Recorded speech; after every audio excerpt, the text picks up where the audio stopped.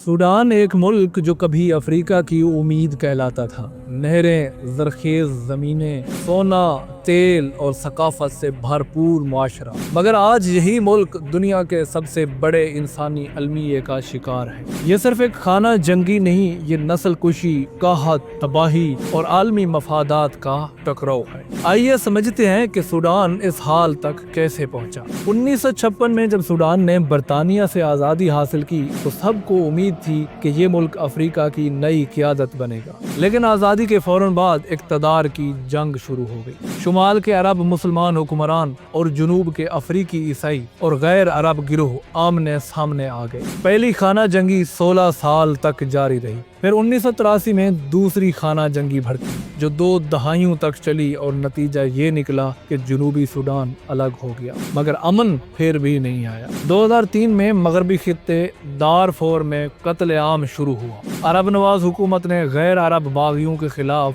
जंजावीड नामी मलेशिया खड़ी की। ये वही मलेशिया है जो आज RSF के नाम से जानी जाती है। उन्होंने देहात जलाए, औरतों की असमत दरी की और 3 लाख से ज्यादा लोग कत्ल कर दिए। दुनिया ने उसे दारफोर नस्ल कुशी कहा। 2019 में अवामी बेदारी ने अमरीत के 30 साल दौर का खात्मा किया। उमर अल बशीर का तख्ता उल्टा दिया गया। सूडान के लोग जमहूरियत के ख्वाब देखने लगे, लेकिन वो ख्वाब ज्यादा देर न चल सका।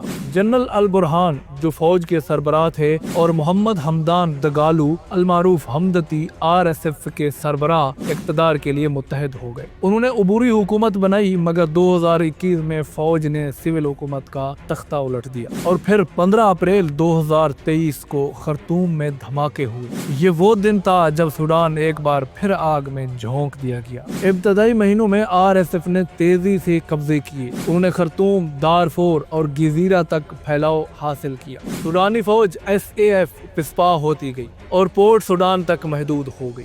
2024 में SAF ने कुछ इलाकों में मज़ाहमत की, सिंजार वापस लिया, मगर अल-फाशिर का मुहासरा खत्म न हो सका। 18 माह तक शहर भूखा और प्यासा रहा। 2025 के आगाज में फौज ने खर्तूम दोबारा हासिल कर लिया। सदारती महल, एयरपोर्ट, वजारत दिफा सब पर कब्जा कर लिया। लोगों को लगा शायद जंग खत्म होने वाली है, मगर अक्टूबर 2025 में RSF ने अल-फाशिर पर मुकम्मल कब्जा कर लिया। दारफोर की आखिरी SAF पोजीशन भी खत्म होगी। अब सूडान 2 हिस्सों में बंट चुका है। मगरिब और जुनूब RSF के जेर कब्जा, मरकज और मशरक SAF के कंट्रोल में है। और RSF ने हुकूमत, अमन व इत्तेहाद के नाम से अपनी मुतवाज़ी रियासत कायम कर ली है, लेकिन इस तकसीम की कीमत इंसान अदा कर रहे हैं। 1,50,000 से ज्यादा शहरी मारे जा चुके हैं। इनमें बच्चे, औरतें और बुजुर्ग शामिल हैं। सिर्फ अक्टूबर में अल-फाशिर शहर के अंदर 1850 शहरी कत्ल हुए। 13 मिलियन लोग बेघर हैं। 8.8 मिलियन अपने ही मुल्क में दर-बदर और 4.1 मिलियन हमसाया ममालिक में पनाह लेने पर मजबूर हैं। 25 मिलियन लोग भूख का सामना कर रहे हैं। दारफोर में जमीनें जल चुकी हैं, खेत बंजर हो गए हैं। शुमाल दारफोर में कहत की सरकारी तस्दीक हो चुकी है। कोलेरा, डेंगू और मलेरिया फैल चुके हैं। 150 अस्पताल तबाह हो चुके हैं। डॉक्टर्स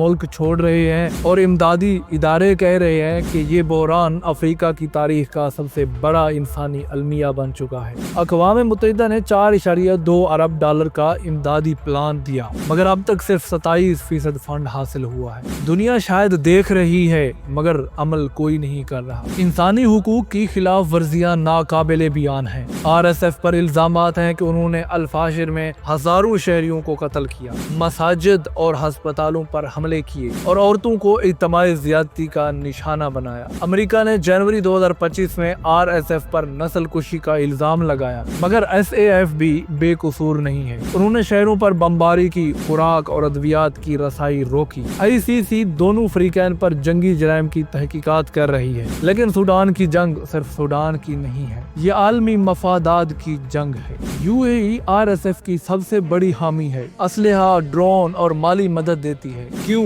क्योंकि RSF सोना बेचकर अरबों कमाती है। 2022 में सिर्फ सोने की स्मगलिंग से 2.3 अरब डॉलर यूएई पहुंचे। रूस का वेगनर ग्रुप आरएसएफ को अस्करी मदद देता है और बदले में सोने की कानों का हिस्सा लेता है। मिस्र एसएएफ की हिमायत कर रहा है क्योंकि नील दरिया के पानी का मसला उसके लिए हयातियाती है। तुर्की भी एसएएफ के साथ खड़ा है। चीन दोनों तरफ खेल रहा है, बेल्ट एंड रोड मंसूबे और तेल के मफादात के लिए। लीबिया का जनरल हफ्तर यूएई की मदद से आरएसएफ को सरहद पार से असलहा पहुंचा रहा है। और मार्च 2025 में सूडानी हुकूमत ने आलमी अदालत इंसाफ में यूएई के खिलाफ नस्लकुशी में मुलव्वस होने का मुकदमा दायर किया है। सफारती कोशिशें बार बार हुई, जिद्दा मुज़ाकरात, नैरोबी चार्टर, लंदन कॉन्फ्रेंस और क्वाड ग्रुप, मिस्र, सऊदी अरब, यूएई और अमेरिका सब ने अमन की बात की, लेकिन जमीनी हकीकत यह है कि किसी ने बंदूकें नहीं रोकी। अक़वाम मुत्तहिदा ने करारदाद